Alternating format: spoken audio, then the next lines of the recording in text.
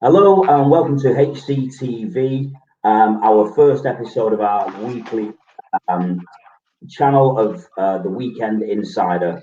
Tonight I'm with two very good friends of mine, Dave and Ian, who are, I'm going to use the term very, very loosely, experts, self-proclaimed experts. So we're going to have a little look at a bit of betting, hopefully pull out some nice winners for us, keep that going. We'll have a little bit of a look back at the week gone by, how people's betting's gone, sport in general, what's going forward, and things like that. So, yeah, so Dave, Ian, how's things going, lads? You okay? Good, mate. Yeah. Obviously, pleasure to be on the first show as a loose expert. Well, yeah, I know. It's well, who can be an expert, really? It's Well, mate, you've got me on talking about horse racing, so if I can get us a few winners, I'll be happy with that. a few winners. I'm expecting to retire this time next year, mate. Oh, right, I thought you were going to say this time next week then. Well, that'd be nice. That'd be nice. Well, we'll get into them tips a little bit later, mate. Because us three know exactly what happened this week on one particular tip, don't we? Yeah, we do. It was a bit of a nightmare, that one, it was. Yeah. We've got it out of the way, though. We've got it out of the way before we get our viewers listening to the good stuff. Exactly, mate. I love it. Positive thinking, thinking. And Dave absolutely loves a German second division first goal scorer. So when they come in, mate, we're all winning. Well, we've got that to come a bit later, don't you worry. Brilliant. Okay, so looking back to last week, tell me about last week, really. Obviously, Ian, you're a big Everton fan, big racing fan and things. Dave, big Liverpool fan, big football fan. Couldn't be any more different, really, from say this time last year as a Liverpool fan to this time this year. I mean, what do you think has gone on? Well, I'll go first. Well, with Liverpool, basically, I mean, we've got our excuses with injuries, but aside from that, to be honest, when teams come to Anfield now and they can do this, they put 11 men behind the ball, and we cannot. If we don't get an early goal, we're not scoring. And then it happened with Burnley, happened last night with Brighton. Even United came to Liverpool and they got a draw. They come for a draw and tried to nick a goal, and they could have easily nicked a goal, to be honest. But we didn't score. Do you think like the forces, once they got that one defeat, do you reckon it kind of, like it would have happened with United in like the heyday and stuff? Do you think it was like, listen, they got a result. It's not the fortress it was because you went unbeaten for so long at Anfield. Not really. No, I mean, after the result against Burnley, we had two great away games at West Ham and Tottenham, and that was because they both came at us. They both came at us to win, and it's great playing against teams like that. When you're playing against teams that put men behind the ball, they're going to struggle. He's got to find a way. It stinks of the old no plan B, doesn't it, Dave?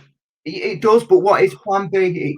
What is it? I mean, what are you going to do to get around these defences? Do you know what? I've got another take on the Liverpool thing, and this is not me being a typical Evertonian and being bitter. I'm trying to be just about to say bitter. Then I thought, when's that going to come in here? No, I'm trying to be as unbiased as possible for this, because we'll get on to last night's results in a little bit, I'm sure. But you look at Everton, we're having a great season, but it's marred by the odd result, like the weekend when we got turned over 2-0 by Newcastle. I mean, that was a shocking result. And then we go away at Leeds and win. But back to Liverpool, you look at your team from last season. It's one of the best we've seen sort of grace in the Premier League, the way they played and tore teams apart. One of the things that I think Klopp's guilty of, and it is Klopp, is not strengthening. You look at the likes of United and City and whatever else, they never rest on the laurels. When they're winning, they always look to improve, bring in the next big player, whoever it's going to be, the next marquee signing. Liverpool have suffered with a couple of key injuries, but so have everyone. I won't say so have we, but we have. And I'm guessing United and City have. I know City have. They've had Aguero out for half the season. Injuries happen. What Liverpool didn't do was strengthen properly at the end of last season. They brought the lad in up front, didn't they? Diego Jota and Thiago in midfield. Two good players, but did they improve Liverpool? Did they keep improving Liverpool? I'm not entirely sure they did. Well, Jota did. He came in and he was banging them in, and then he got injured. So he's been out. Our new signing's been out for 2 months, and he's out for another few weeks. So I was watching that he couldn't wait to get in. He was fuming. He was shivering. He was that fuming with what you were saying. Then he couldn't wait to get in and get that. It's all right saying that all teams get injuries, but when you've got your centre halves out, all of them, and you can't actually play, and then you're having to get your midfielders to come into centre half. Do you know what though? Centre half's always been a problem for Liverpool. You know, who plays alongside Van Dijk is always a problem. You know, Gomez is very inconsistent. Not entirely sure Matip's all that he's made out to be, and that centre half position's always been a problem. It was addressed when he brought Van Dijk in. That was the final piece of the jigsaw. But you've never had consistency in playing alongside him. I don't know. I disagree with that. I mean, when they were playing together, I mean, look at our record, you know, of conceding goals last season. And this season, yeah, we've conceded goals, but we've had Van Dijk out and we've had every partner out. I tell you what, Chris is clever here, and he just set Liverpool against Everton up on his first show and went, away you go, boys. This is typical of what happens. So, and it'd have to be this week, wouldn't it, when we got to be at home to Brighton. Leeds are flying and Everton go away and beat them. It was a good game that. It was a good game that last night. Everton plays really well. I know we rolled our luck at times. That keeper who came in, he had an absolute storming game. I don't know if you've seen any of the highlights, but he made a couple of absolute belting saves. And I say we rolled our luck, but we also had chances ourselves. It was a great performance by Everton last night. Yeah, I think with Everton, if they stay relatively injury-free, especially the lads up top, they've got a good chance of like the European places and things. Where do you think you'll finish? Probably. It's a tough one, mate. I'd love to say top 4. I'd love to say that, but I think... Top 4? No, I said I'd love to say it. I didn't say I am saying it. Right, okay. No, do you know what, though? Right, if you look at the teams in and around us, we've got a couple of games in hand on them as well. You know, everyone's beating each other. So Tottenham went on a run, went top of the league, and everyone was saying, you know, he's got it right again, Mourinho, and, you know, look what he's done. Now they can't string any wins together. It's your camera that's got blurred vision. It's you and all. It's Tottenham were top, Liverpool were top, and they were wrote off, and then they were back in after a couple of games, and now they're wrote off again. Ian, don't mind me asking, where are Liverpool finishing then? I had Liverpool to finish second, mate. To City. And you still think they will? Yeah, I still think they will. I think Liverpool will City will win it. I think City will piss it, mate. Yeah. If they beat us, I'll get onto that in a bit. If City beat Liverpool on Sunday, then it's all over. I think City looks so strong. I was looking when last they get night, on that roll, City, when they get on that winning roll, they're too good. Do you know what the thing they're not getting credit for at the moment, though? The defence. They're not conceding goals. They haven't conceded a goal for about 10 games, I think. It helps when you've got the centre half. I hope you've got them City to win 2-0 this Sunday, mate. I'll come on to that in a bit. Come on.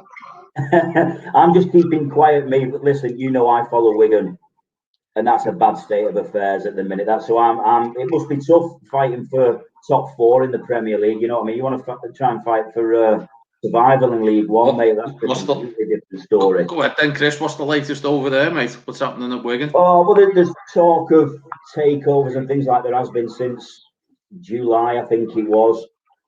I think we've been a kind of a victim of being not the due diligence and everything that the EFL have done or not done, allegedly not done, before they try and sue me.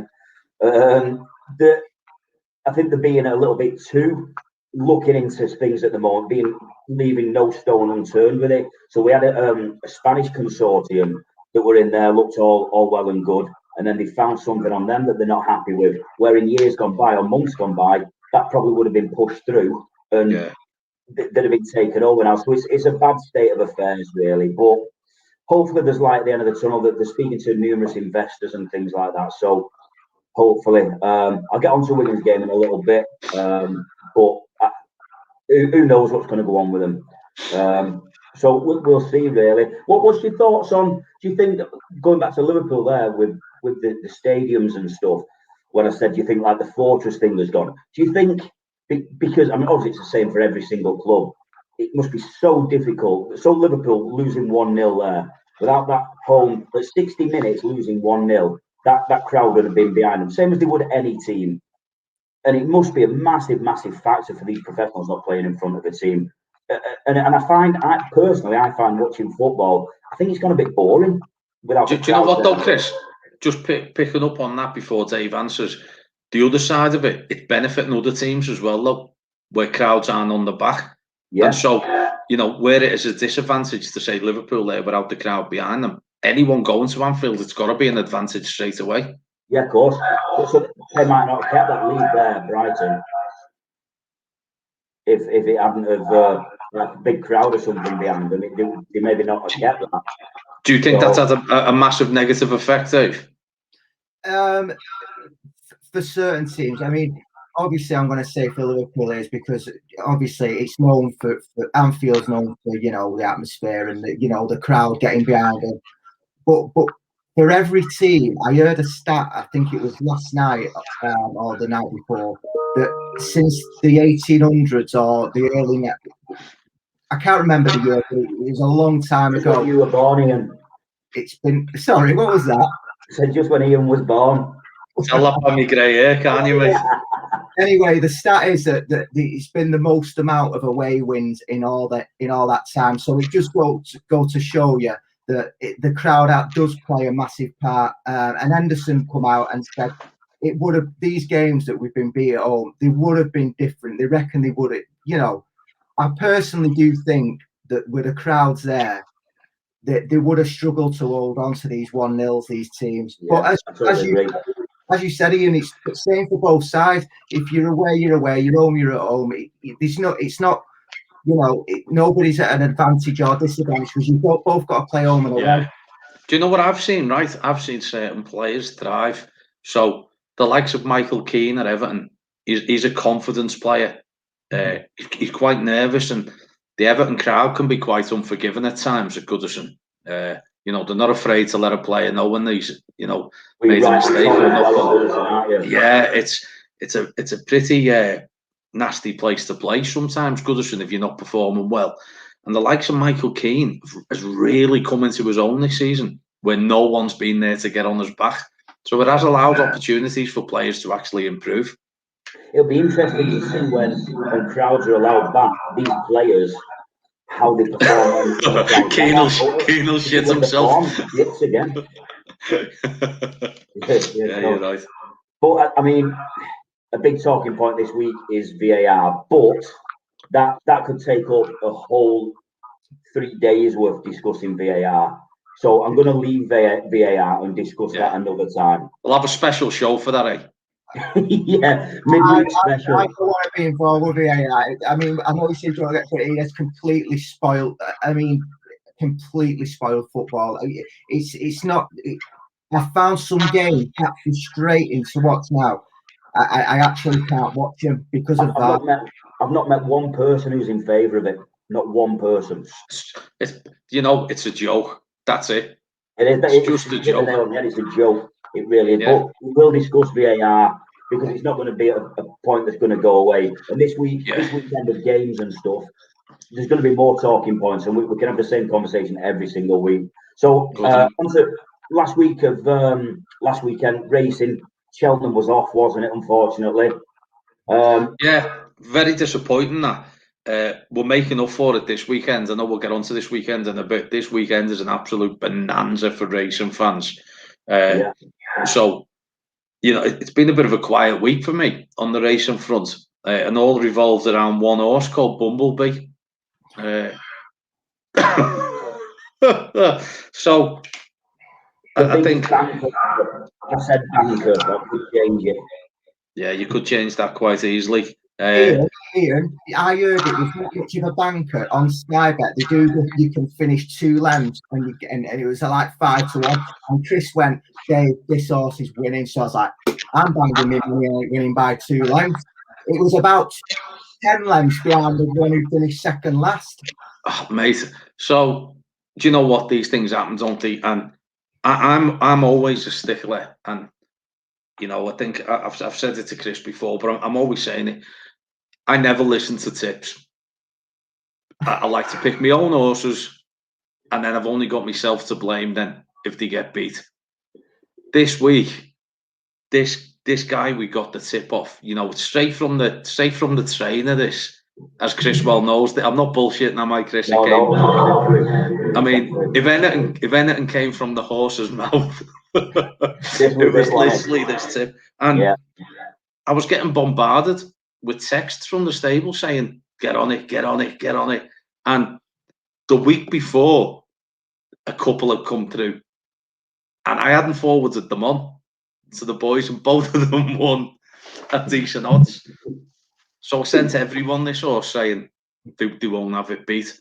And I think we knew our fate probably a good 3 or 4 furlongs from home, didn't we? It was the worst. So do you know what? That's it. No more tips from other people. We'll stick to our own. We're better than that. Right. I haven't had a bet since Monday. Have you not? No, I've looked at the horses. I've been looking for this weekend. It's good quality racing. The racing this week's been out of interest, just quickly, how was your weekend betting, lads? Mine was hit and miss. Terrible on the football. Won a little bit on the horses. Not a lot. Hit and miss. I probably just less than broke even, which is an improvement on most weeks, if I'm honest with you, because normally I'm a straight loser. So, what about yourselves? Well, I had an awful weekend betting. Honestly, just loads of losers. But I had a great Tuesday with the Arsenal game. So, as you know, I love first scorers, putting them on. And as you know, Chris, I always put on Aubameyang because he takes pen well, and we've won a lot off Aubameyang. Not so much this season because he's been a bit out of form, but anyway, he weren't playing on Tuesday, and I like Pepe, and I saw him, and he always talks to him. I watched the first 15 minutes, and he was in loads of space, and I thought he's going to get a chance here. Anyway, it came to him, and fair play, he beat 2 men and smashed in top corner. So I had him at 7-1. So what did you do, Dave? Was that betting in play? In play, yeah. So you like your plays, don't you? That's how I bet, because I like to see what's happening and then bet. So that's a great shout, that, mate. Value as well, don't you? Because a lot of the time, a lot of the bookies, especially Sky Bet, they boost them in play, don't they?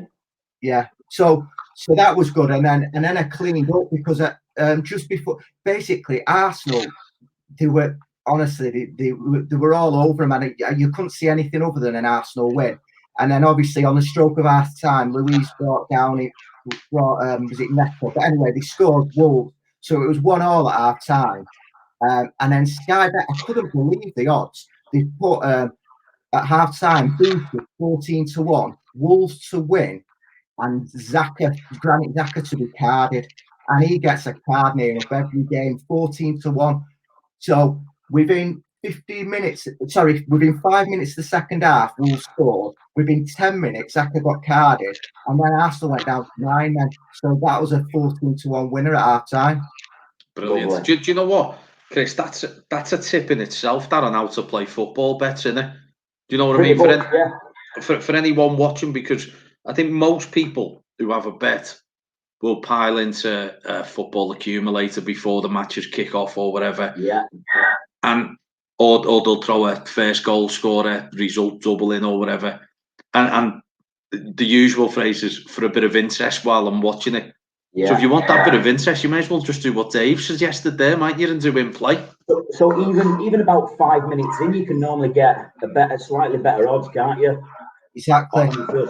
On your first scorers. Yeah, and just one more. I got Jesus first scorer last night at 5-1, I only backed him because he was boosted to 5-1, and I do like Jesus. I know anyone can score for City, but he's always the one who's in the centre, and he does get a lot of chances. So I won on him as well. So I've near enough broke even from what I lost at the weekend. That's how happy weekend was, by the way. Brilliant. Do you know what? I can see that becoming a bit of a phrase that we use. When we lose, I've had a bit of a bumblebee. Yeah, I know. I can't wait till it runs again, and none of us are going to touch it, and it's going to run Paul Minute by about 50 lengths or something like that. But do you know what? We've got one of our favourites running this weekend. I'll get onto that in a minute. Right. Okay. So moving forward, let me tell you about a new sport that I've found. Now, I do like my football, everything like that, but I personally can watch any sport. If it's on, I'll watch it. Whether it's but your missus is made up with that, isn't she, Chris? Oh yes, she loves it, honestly. So my go-to sport a few months ago was kabaddi. Have you ever watched kabaddi? I knew you were going to say that then. Everyone jumped on that bandwagon in lockdown. The kabaddi bandwagon. Yeah, loved it. Anyway, I found a new one, and it's called, let me get it right, Shootout Snooker. It's on Eurosport. Have you seen it? No, it sounds like killer. Well, Shootout. It's on Eurosport today about 3 o'clock. Normal people who have jobs and stuff would never have seen this. Okay, he said that while I had a mouthful of beer then. So basically, with snooker, they have 10 minutes. They set a clock at 10 minutes for a frame of snooker. They decide who cues off by hitting it through one cushion and making it bounce off the other one. Whichever the cue ball lands closer to the cushion when it comes back, they cue off, and then they have 15 seconds to take the shot. So they rush the shot dead quick, but it's because they're missing shots because they're rushing it. It's like going in, and whoever's winning after the certain amount of time, like the 10 minutes or whatever, wins that frame. So it's a bit like 2020 cricket. Speeding things up. It was like that for the snooker. But in the crowd is shouting out and stuff.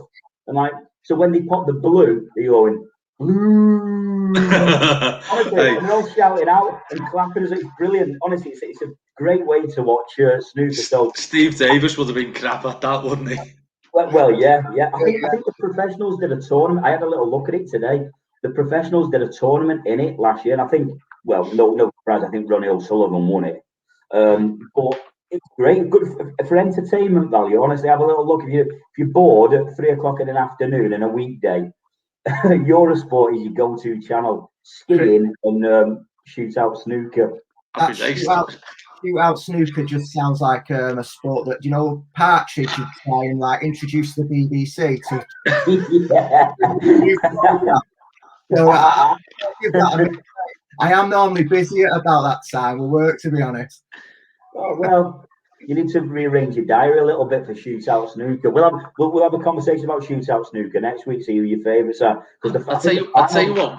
We should have a bet on the next tournament. Yeah, we will. Well, I think the final's tomorrow. I'll have a look. I'll get onto that. We'll have a bet. If I can convince the kids to let me watch that tomorrow. Come on, turn Corey off. Shootout Snooker's on. Brilliant. But moving forward onto this weekend, big weekend of sport. Really, you've got lots of stuff. So we're recording this on Thursday night. So tomorrow morning, 4 o'clock tomorrow morning. I don't know if you're into the cricket or not, lads. India v England in the first test. So that's quite a big test coming up. Got the odds there.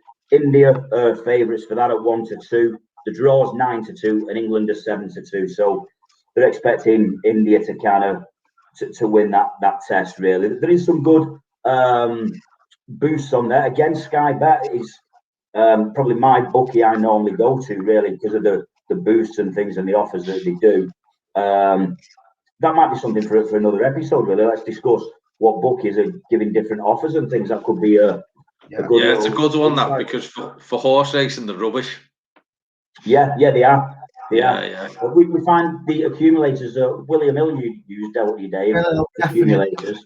And also Ladbrokes for accumulators as well. I was going to get on to that in a bit. Oh, right, okay. I'll let you come back to that. Hey, he's done his prep, hasn't he? He's done his prep. He has, he has. I tell you. That's why he wasn't watching shootout snooker at 3 o'clock. So we've got the cricket starting tomorrow morning. We've got the Six Nations as well starting on Saturday. England, Scotland, called the Calcutta Cup. If you know what that is. A little bit of an interesting story with the Calcutta Cup. Basically, in 1988, the Calcutta Cup was damaged because England and Scotland players were having a game of football down Princess Street in Edinburgh with it. The whole trophy got damaged and knackered from the players playing football with it down Princess Street in Edinburgh. So whether that happened these days is a different story. So that's a good weekend of bit of rugby union, bit of cricket. I'll move on to you guys now because I know you've done your prep with a few insights for your football and your racing and stuff. And then what we'll do is once we've had a little look at those and analyse your selections, I'll give you, well, I'm not going to give you a fantasy and you can put it on whatever bet you want, your nap of the weekend, your selection of the weekend. And each week we'll see how it's done and we'll do a table and see end of the year, see who's been the best tipster and probably the worst tipster as well. So Dave, I'll come to you first. Have a little look at this weekend's football, see where the value is, see what you're fancying, and away you go, mate. Well, you're going to have to keep it interrupted because I've got quite a lot here. So when I go through it, you two let me know what you think. So I'm going to start with the big games of the weekend. So the two big games really are United and Everton on Saturday night, and obviously Liverpool and City on Sunday. Now, United and Everton, I'm telling you now, there's 100% goals in that game, both sides. Everton have won the better away Everton. They've won the last five of the last six, the other being a draw. They're scoring goals. Calvert-Lewin scored on last night, so he's back scoring. United obviously banged in 9 against Southampton, so you wouldn't expect them not to score in the next game. But I'm going for that game. I'm going for a score draw. I do think Everton will get something at Old Trafford, but they definitely will both score. I'm making my notes ready. So, and just to tie in with that, again, Liverpool and City. Now, as we were discussing earlier, City will not put 11 men behind the ball, which will benefit Liverpool. I do think Liverpool will score against City, but I also think City will score against us. Yeah, I mean, if Burnley are scoring against us and Brighton, you know, they're going to score. So I'm also going to go for a score draw. I'm going for a score draw double with both of them games, and you can get 24-1 on the double for them two games, which I think is a decent price. Yeah, I like that. What are your thoughts? Like yeah, to be honest, right? I mean, you go, Chris. No, you go, Chris. Go ahead, mate. Yeah. So on your selection of the City Liverpool, I had on my notes. I was going to come to it in a little bit. I also fancy draw there, and I fancy goals as well. So I'm totally in agreement, and I can see you thinking with the United Everton as well. Yeah, I think it's good for 24-1. That's great value for me. I like that. Wow. Yeah, I've had far worse footy bets than that. I think the only problem for me on that bet, and it's a bet I don't think I can do because it's almost going against myself because, you know, if I'm betting, I want to win. Yeah. And I'm therefore cheering my own bet down. Yeah, sort of when I'm watching the Everton match, do you know what I mean? So the counter argument to that is that you've got a safety net. Should we draw? Do you know what I mean? I try not to bet on Everton games, simply because I always lose. Say again, mate. You have a bet when you go the match? Yeah, because it's rude not to do a first goal scorer, isn't it, when you go the match? Always. But that's just for a bit of fun, innit? But, you know, taking me Everton hat off, cracking bet, Dave. Love that. Yeah, I do. 24-1, that's a great price, isn't it? So I'm going on to the next bet. As you know, Chris, we're in a group where we all pick one game each a week, both teams to score. Yeah. And we do an accumulator of our pick. Now, I've picked out, it's goals everywhere this weekend. I'm not joking. And I've picked out 5 games. Famous last words. Okay, are you ready for these? Now, the first one, I'd say you should never back an early kickoff on a Saturday, but I can only see goals galore in Villa versus Arsenal. But I mean, Villa, big goal. Villa attack. Villa are so good to watch. The attack, Arsenal, same. They both leak goals. There's your first one. Your second one is United. Do you know what? Sorry, if the game was kicking off at 3 o'clock, I'd be all over that. Right. It's the early kickoff game, isn't it? Them early games, your bet's done and you have to bet again. Oh. Yeah, but just think, lads, it's great when it does come in. You think, that's one ticked off already. One done. Yeah, I'm with you. Let's be honest, though. He is right. Villa Arsenal has got goals written all over it because neither of them can defend properly either. Yeah. So your next one you've got is what I've discussed with you is United and Everton. The next one is Wigan and Wimbledon, and you'll be thinking, Chris, where's that come from? Now, mate, if you can see me notes at the bottom here, Wigan have the AFC Wimbledon. What you're backing it? Yeah, well, I'll come on to mine in a bit, but yeah, I'm in agreement. Yeah. Right. So Joe Pigott, he'll score for Wimbledon. He always does. I mean, Wimbledon are awful, right? But they always nick a goal away from home. They'll score. Wigan are due a goal. Before they went on this bad run, they were banging goals in. So I expect them both to score. My fourth pick is... Just on Wigan now, just while we're on it, I may as well touch on it while you're speaking about it. I think Wigan and Wimbledon, so my bet was both teams to score, Wigan to win. Now, I think both teams, third bottom v second bottom in League One, basically it's do or die for both of them teams. If Wigan have signed a few players this week, if they don't come out at home, because I know there's no crowds and all that, but if they don't come out at home and go for it, the other night when we got beat pretty woeful, if I'm honest with you, we weren't good at all. They've got to go for it, and Wimbledon have got to do the same. They've got to get a win because we're in touching distance of getting out of relegation. Both teams there, so both teams have got to go for it. So I can definitely see goals, but probably my heart's telling me that we're going to win. But I think they've got to do something. So I definitely think goals, but I'm going to Wigan win. Right. So, go on, mate. What's the fourth one? The fourth one then. This is the tricky one, but I'm backing it. Doncaster and Oxford. Now they're both flying. Doncaster, Oxford are on a really good run. They both score a bag full of goals, and Oxford especially away. So that's my next pick. My final pick, and as you know, Chris, this is my pick for our accumulator. I love going to Germany, and this is the most. I told you the second division German team's coming out here. No, it's not actually, right? It's the most nailed on goals galore I think I've seen in a long time. Freiburg versus Dortmund. Freiburg, they always score. They're on a great run, especially at home. Dortmund will always score with Sancho and Haaland. That's nailed on, so that's going to be my pick. So anyway, the fivefold pace boosted with William Hill is 13-1. Decent, that.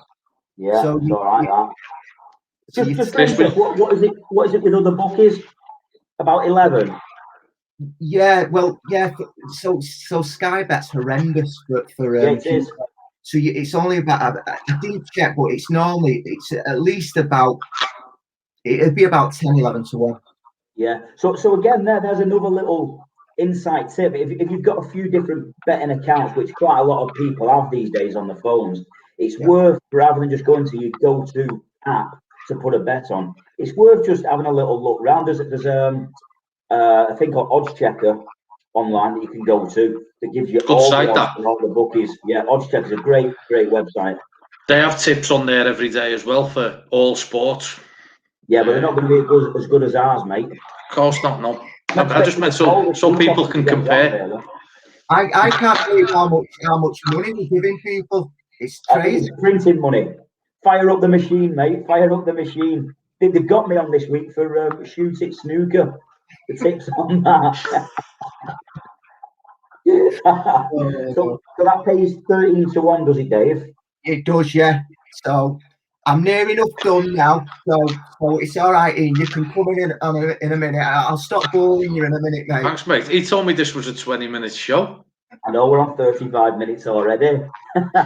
It was you two going on about Everton top 4. Yeah, mate, you're going to have to knock half of that first bit off. Yeah, it's boring now. Yeah, you don't want that. So, Chris, I've had to put this in because I know you love a both teams to score and a win double. Yeah, I do every single week, yeah. And I've picked out a both teams to score and win double for you. Okay. The both away teams. The first one is Wickham against Forest. Now, again, you'll be thinking, why are you picking Forest? They've been awful, but they actually went away and won comfortably. Well, not comfortably, but I heard they won 2-1, so it's not as comfortable as it sounds. But the match report was they could have scored a few more. Who have you gone for then? Norwich? Sorry, no, Wickham and Forest. Yeah, Wickham and Forest. Who have you gone to win? So Forest. Because Wickham are bottom and they're awful, but they do get the odd goal. And my second one with that, again, based on the same thing, is Walsall away at Southend. Walsall won away at Vale last time out, and Vale's not an easy place to go to get a result. And they score a lot of goals away from home. So that double pays 16-1. Nice. I Good like prices that. on them both teams to score, teams to win doubles. I've done mine religiously for ages. Never won one, but I do them every week. You've done a few of them. I know you have. I have to be fair. Like I say, 16-1. It's a good. I mean, we have a group bet as well, don't we? In with another group of people. Yeah. When it comes to the group bet, that's my go-to bet, and it's kept us in it right till the death, hasn't it? A couple of times. It's one of the more exciting bets, isn't it, to stay in because, unfortunately, I've drew the short story with horse racing where, your bet could be down within 30 seconds, falling over the first fence or whatever. We know Dave's got the easy bit on picking German football teams to win. We all have to pick a German team next week to win. Yeah. We'll have to pick a German snooker player to win the speed snooker. Now we're talking. What's the German horses like, Ian? I don't know, but when we were in lockdown last year, I started getting quite good at the American horses, actually. Oh, you don't want to be going stateside. You don't anything to win there. I quite like it, quite enjoy it. Yeah. There's a way of analysing the races that actually is a little bit easier than ours. Hey, Chris, it's another show, stateside special. Yeah, we're on it, mate. We're on it. Yeah. So this weekend, Ian. Thanks for them, Dave. I'll come back to your kind of your tip of the week, your £100 bet in a little bit. But some proper good insight there. I can tell you've done your own work on it as well. So I'll be looking forward to next week to seeing how we get on with those. Ian, as we mentioned before, a good weekend of racing. Is it the Irish Gold Cup, is it, this weekend? Yeah, so it's the Dublin Racing Festival this weekend, mate. So it's always a great pointer towards Cheltenham. It's 5 weeks before Cheltenham. The festival itself has only been going since 2018. But the races that are involved in the festival, there's 2 days of it. Are 2 meetings that were held separately that they've brought together for one weekend's festival. Mate, as a horse racing fan, it's absolutely fantastic. Saturday and Sunday this week. Have you ever been? No, I've never been, mate. No, but I want to go to the Punchestown Festival, which is always held at the end of April, beginning of May. But it coincides with pretty much everyone's birthday in my life. So my 2 kids, my missus and my mum, all have their birthday this week. Take that. I'm just waiting for me 2 lads to get old enough, and we'll all be on the Guinness. That'll be the birthday present.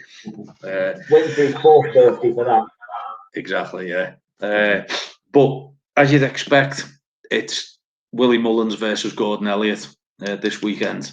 I was looking through all the races over the 2 days. The first day alone, there's 7 races. Willie Mullins got 4 of the favourites and a whole plethora of runners in every race.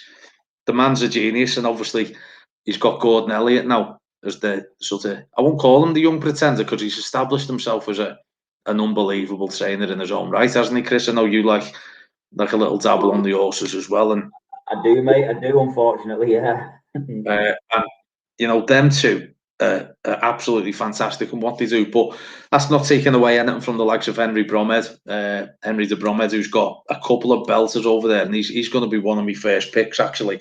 So on Saturday, the 3:15 is the Irish Champion Hurdle. So it's a great race. Mullins has got 3 of the, I think it's 6 runners altogether. Mullins has got 3 of them. He's got Sarja, who won a great race over Christmas. He's got a brilliant turn of foot. So he can quicken away from horses, having sort of snuck into the race quite quietly. But sorry to interrupt it. What's the ground like at the moment over there? So that's what I was about to say. The ground's really heavy. Right. So I think that could blunt his turn of foot, to be honest, and turn this into more of a battle. There's a couple of other good horses in there. St. Roy hasn't quite really shone this year. Abracadabra's Petit Mouchoir, and a horse called Saldia for Willie Mullins, who's also wouldn't it, Abracadabra? Hey, he's here all week. I'm sorry. I let that bit out. But we're going to go for a horse called Honeysuckle in this race. It's a mare running against the boys. It's not much of a price, to be honest. You'll probably get about 6 to 4 for that. What was that called? In Honeysuckle. Honeysuckle, mate. She's a hell of a mare, and if this turns into a battle, Honeysuckle can stay further than this. This is a 2-mile race. Honeysuckle's won over 2 mile 4. Every time she looks like she's going to get beat, she sticks her head down and goes again. And I think she's going to go into Cheltenham fancy for whatever race she runs in. She could run in the Mares Hurdle, which she won last year, or she could go to the Champion Hurdle, where she'll get a Mares allowance. So that means she carries a £7 less than the boys. And I think that's what's going to tip the scales this week, actually. So Honeysuckle's a quite confident pick. What price is that at the moment? Say again, sorry, lads. What price is that at the moment, Honeysuckle? 6 to 4 in the 3:15 at Leopardstown on Saturday. I was just asking, is that favourite then? Yeah, favourite at the moment, mate. It's the Sharjah, I think, is going to challenge you for favouritism, and I'd hold off on any bets until Saturday, because I think there's going to be a bit of momentum behind Sharjah after its last run. I just can't see it. I can't see it turning over Honeysuckle, to be honest. So you're expecting Honeysuckle to drift out in the betting? A little bit. Well, I've got my fingers crossed. I'm hoping it'll drift a little bit. So when it comes into even money on Saturday morning after you put your millions on it. Yeah, probably, mate. Yeah. Do you know what? If it gets anywhere near 6 to 4, 7 to 4, I think that's a good price. Stick it in an accumulator with one of Dave's German footy teams, and you're away there. We were going to look at the Gold Cup, which was on Sunday, but one of my friends stole me pick in this race for his online blog, which I wasn't happy about. All hell's broke loose on that. It's a tough race, to be honest, and so we're going to skirt over that. Actually, we're going to stay on Saturday instead. There's a couple of races in England. We'll go on to them in a minute. But staying in Ireland, there's loads of favourites. You could literally build up an accumulator, a bit like you do with the footy on your short price favourites. You could build up an accumulator into some really good odds. Willie Mullins has got one in the first as well, which I wouldn't put anyone off.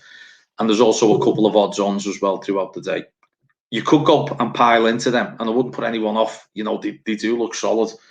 But I have tried to look at the handicap races as well to try and get us a little bit of value, see if there's anything that stands out. So we've looked at the 350, which is a 25. Sorry to interrupt there, Ian. For people who maybe just watching that and just kind of a casual horse racing fan, when you say handicaps, can you just explain a little bit like what that means? Yeah, it doesn't mean like 3 horse legs and one-armed jockeys and stuff. Got a blue badge. you just set it up, Chris, and I'll bowl them over for you there, mate. Essentially, you have your championship races where all the horses carry exactly the same weight, or you have your handicap races where essentially horses are of different abilities and they're rated differently, so they carry weight according to their ability. So in essence, if the handicap has done his job correctly, all horses should cross the line at the same time because they're weighted to their ability. Never happens, obviously, but the best horse carries the top weight and the worst horse carries the bottom weight. Simple as that. And that's where you find your jockeys kind of claiming and things like that. Yeah, and all that. And you know, the Grand National's a handicap, so that's one of the races that most people watching this will understand and know. And you see horses carrying lighter weights. So in ground like it's going to be at Leopardstown on Saturday, you know, if you're carrying a lighter weight, you know, that's going to be a massive help. So I've looked at the 350 race. I say it's a 25 runner race, and it's a tough one, to be honest, but I've narrowed it down to 2 horses. I've looked at the stats, I've looked at the history of the race, I've looked at what type of horse wins, what weight it carries, anything I could do to research sort of what type of horse will win this race I've gone into. And JP McManus has got 2 horses in it. One's called the Moyglass Flyer. It's a very lightly raced horse. That was easy for me to say. It's a what? Shut up. It's hardly carrying any weight. Great trainer in Joseph O'Brien and Mark Walsh took the ride. That's currently at 8-1. That's going to run well. But the horse I've landed on for it is a horse called Drop the Anchor.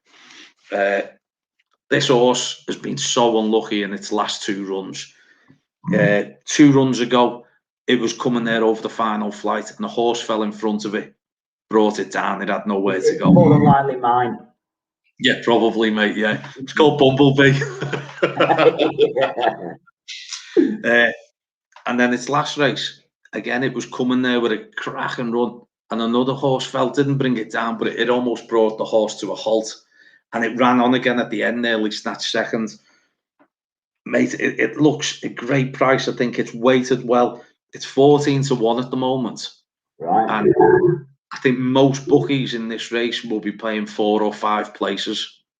And that'll be a another thing to look out for, isn't it? When you're choosing your bookie, because a lot of them pay extra places, 4 or 5 places, or the money back if it finishes second, third, or fourth. It's worth having a look round, isn't it? It is. For this particular race, Chris, I'd probably advise looking at Paddy Power first. It's the obvious. It's an Irish festival, and they're our Irish bookie. And they go to town on specials for meetings like this. So what they will have, and you'll see this straight away, is all those favourites I spoke about before. They'll group them together and give you a boosted price on them on the day. Their logic is one of them always gets beat. And they're not soft, are they? 9 times out of 10 they do. That's why I personally never like grouping them together in those. But for those who do, you know, you'll find those boosted odds with Paddy. I think Paddy will probably pay 5 places on this on Saturday. So a 14-1, Drop the Anchor looks a belt and bet. If nothing drops in front of him, he'll be there. Yeah, he'll be there coming to the last and give you a run. Okay, so 14-1, you'll be a definite each way bet on that. 100%, mate. Yeah, there's just quickly on these. There's 2 great races at Sandown this week as well. Worth the place in any festival. These the 150 at Sandown. It's a novice race, which means horses having their first season over fences. There's a horse called Sham Blue, which is favourite for this, for the Skeltons, Harry and Dan Skelton. Rightly favourite. It's looked particularly good over fences. It wasn't anything great over hurdles, but the transition to fences has really helped it. It's the right favourite from what we've seen. We've got Hitman who's second in the betting. That's going up half a mile in distance. than what it's ever run before on heavy growing. It's not the front, doesn't it? Are we going to have this every week, mate? Yeah. Pretty much. Yeah. And there's a couple, but I've landed on one which I'm gutted because it's a French name horse, and I'm going to have to pronounce it for you guys now. Or I could just say number one. Go on, give it a go. Messier des Obeaux. Messier des Obeaux. Do you like that, mate? Yeah. That's not bad. Sound like him from Hello.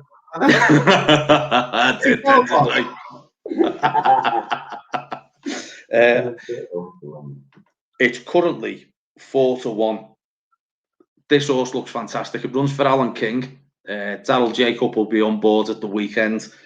It was a good horse, probably the best of these over hurdles, and we hadn't seen it for around 12 months. It had been injured, so he lost his novice season. He's come back as a 9-year-old, which is quite old for a novice. A lot of these will only be 7. I tell you what, I've been so impressed with this horse. Everyone's got carried away with Chamblou, and as I say, rightly so, he's been impressive so far. It's allowed Messier des Obeaux to go under the radar a little bit, and actually a 4-1. I'm quite sweet on that. Lovely. That's a lovely. What time was that? That was the 150 at Sandown. Ian, Chris, just one on that. The 150, if that's one of the first or an early race, I know that Sky Bet do the second and third, you get your money back. Yeah, they always do, don't they? Yeah. Right, again, yeah, brilliant. They always do it on the races where, there's a few that have got a good chance. So, I mean, I think I'll back that. I mean, if Ian likes to look at that one, would you say it probably come in the first 3, Ian? Yeah, to be honest, mate, I think it's only a 6 or 7 horse race. Let me just check. 1, 2, 3, 4, 5, 6, 7 horse race. Right. It's 4-1. It's possible to get an each way price on it. I'll just do it on the nose. Yeah, 4-1. Yeah. Then the race after that, the 220 Cotswolds Chase at Sandown. This was carried over from the cancellation at Cheltenham last week. They brought this race. You'll recognise quite a few of these horses, actually. Bristol de May, great winner. Haydock. You've got Yalarenki, who won a couple of weeks ago under Bryony Frost. Them two are going to set out and make this one hell of a test. Both of them like to go from the front. The ground's heavy. It's over 3 miles. This is a race where there's no prisoners going to be taken whatsoever. There's going to be nowhere to hide. In behind them, you've got Native River, who's won a Gold Cup. You've got Santini, who came second in last year's Gold Cup. And and you've got St Calvados, who ran a belter. Loved that horse. He ran a belter on his return after a long time off Kempton over Christmas. I'm going to take a punt in this on the old boy Native River coming back to form. I seen him at Aintree just before Christmas when fans were allowed back into racing for about when fans were allowed back into racing for about 3 weeks. 2,000 fans were allowed back into Aintree, and I managed to get myself some tickets.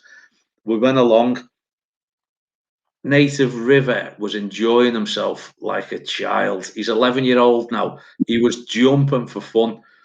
And that particular day, the sun was low. Sometimes is it the Aintree in the home straight. So they had to take the fences out. They couldn't jump the fences. It was too dangerous. And his big asset is jumping. He jumps horses into the ground.